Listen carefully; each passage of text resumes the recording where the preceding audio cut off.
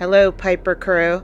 Spooky season's just around the corner, so what a better time to start a new Monday podcast called Monster Mondays. All things paranormal. So we will do paranormal stories of whether they're my personal experiences or somebody else's experiences. I may even have individuals come on to share their experiences. So if you're listening to this, reach out to me if you're interested. Also, we will do some stories of urban legends and things like that. So stay tuned. Today's topic is Bloody Mary.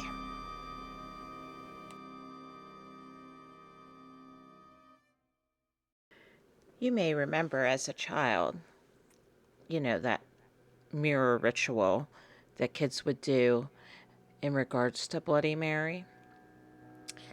Now, when I went to school, and I remember it as far back as 4th grade, fourth grade, the way it worked was you stood in front of a mirror and you said Bloody Mary 100 times. Now, I've seen TV shows, movies, whatever it is, and some is 3 times and stuff like that. 3 times, actually, because 3 is such a magical number. It sounds more legit. Not saying that the whole Bloody Mary thing is legit. However, I will say, we are powerful beings, and we can manifest things, entities, demons. Think about it. But when I went to school, it was 100 times. So even at some point, you had to wet the mirror, you had to have a candle, it had to be in a dark room, it had to be at midnight. It constantly changed when I was a kid. But did you know that there actually is a backstory to the whole Bloody Mary appearance? So this was a historical divination ritual. This ritual encouraged young women to walk up a flight of stairs backward, holding a candle and a hand mirror in a darkened house. As they gazed into the mirror, they were supposed to be able to catch a view of their future husband's face. However, there was a chance that they would see a skull or the face of the Grim Reaper. Yeah, that ain't scary. But instead, indicating that they were going to die before they would have the chance to marry. In the ritual of today, like I was telling you earlier, Bloody Mary allegedly appears to individuals or groups who ritualistically invoke her name in an act of catoptromancy. This is done by repeatedly chanting her name into a mirror placed in a dimly lit or candlelit room. The name must be uttered 13 times, or some other specified number of times. As I was telling you, I've heard 100, even 3. But of course, that number 13 has to be thrown in there. The Bloody Mary apparition allegedly appears as a corpse, a witch, or a ghost that can be friendly or evil, and is sometimes seen covered in blood, hence the name.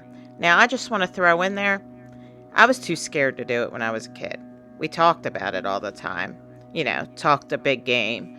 But I personally never did it. Shoot, I was afraid to sleep without the light on, okay? The lore surrounding the ritual states that participants may endure the apparition screaming at them, cursing them, strangling them, stealing their soul, drinking their blood, or scratching their eyes out. Yeah, no thank you. Some variations of the ritual call Bloody Mary by a different name, like Hail Mary and Mary Worth are popular examples. The modern legend of Hanaka-san in Japan strongly parallels the Bloody Mary mythology. So, there's an actual phenomenon explanation for this. Staring into a mirror in a dimly lit room for a prolonged period can cause one to hallucinate.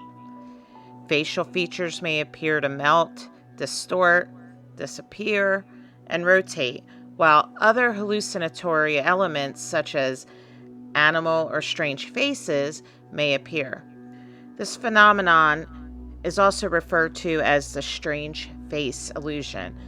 It's believed to be a consequence of a dissociative identity effect, which it causes the brain's facial recognition system to misfire in a currently unidentified way. Other possible explanations for this phenomenon include illusions attributed at least partially to the perceptual effects of Troxler's fading, and possibly self-hypnosis or apophenia.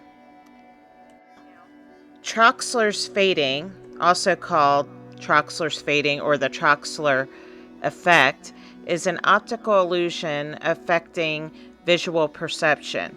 When one fixates on a particular point for even a short period of time, an unchanging stimulus away from the fixation point will fade away and disappear. Research suggests that at least some portion of the perceptual phenomena associated with Troxler's fading occurs in the brain. I think self-hypnosis, which is also called auto-hypnosis, is pretty self-explanatory. But just to give you a definition, it's a form, a process, or the result of self-induced hypnotic state. What I'm saying is that our brains, we're powerful, man. We're powerful. And you can self-suggest all sorts of things to yourself, and you can manifest them. And personally, I really think you can make them come to life. So don't mess. Now, apophenia is the tendency to perceive meaningful connections between unrelated things. So it's an unmotivated seeing of connections, like a specific feeling of abnormal meaningfulness. Early stages of delusional thought as self-referential or interpretations of actual sensory perceptions as opposed to hallucinations. Apophenia has also come to describe a human propensity to unreasonably seek patterns in random information, such as can occur while gambling. You know, feeling lucky. So now back to Bloody Mary. What's her identification? Where did she come from? Well, there's some debate that she's based on a real woman. A number of historical figures have been put forward as candidates for Mary, including Mary I of England, daughter of Henry VIII and Catherine of Aragon, who had around 300 religious dissenters burned at the stake during her reign and was known later by the nickname Bloody Mary. Then you have Elizabeth Bathory.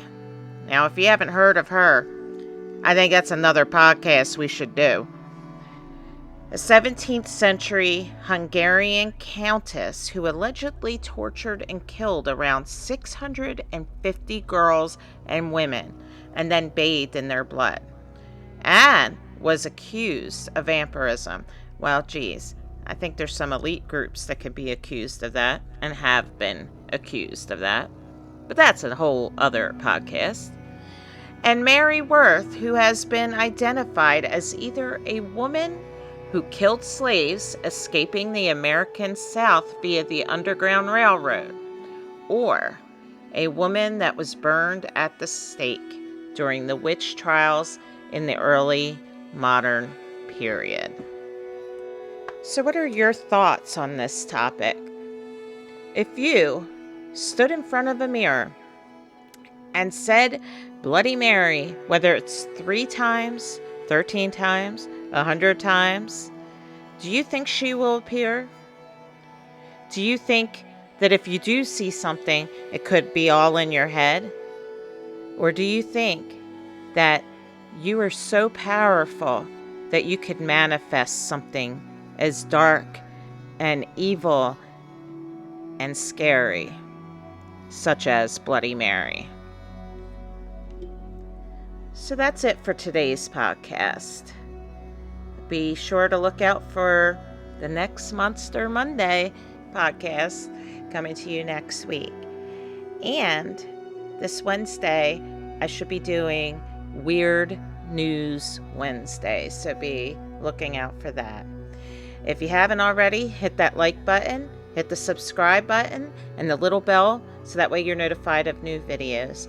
I thank you so much, guys. And if there's somebody out there who's interested in doing a podcast with me, sharing your paranormal experience, reach out to me at the email in the description box below. Love you all. Peace out.